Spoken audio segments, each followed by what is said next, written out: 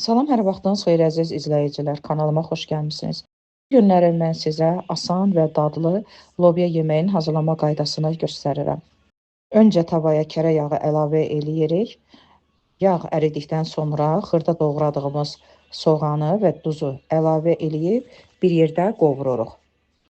Soğan qızılı rəng alanda doğradığımız lobyanı yuyub əlavə eləyirik. Birgə orta odda bişiririk. Əziz izləyicilər, lobya mövsümüdür deyə hələ təzə lobyadır, yəni yumşaq lobyadır. Lobyanı yuyanda istər-istəməz canında suyu olur.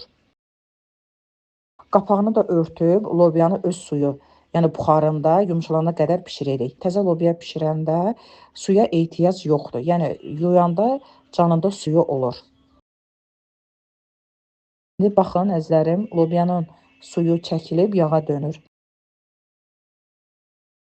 İndi 2 yumurta, biraz da duz əlavə edib, çəngəllə qarışdırıb üzərinə əlavə edirik. Əziz izləyicilər, bildiyimiz kimi bu növ dənli bitkilər bəzən mədədə köp, ağırlıq yaradır. Fikir olsun deyə yeməyi servis edərkən üstünə qatıq, xüsusilə də sarımsaq qatıq ilə birgə təqdim etdikdə, yedikdə həm ləzzəti artır, həm də həzmə çox kömək edir. Göz haqqınızı halal edin.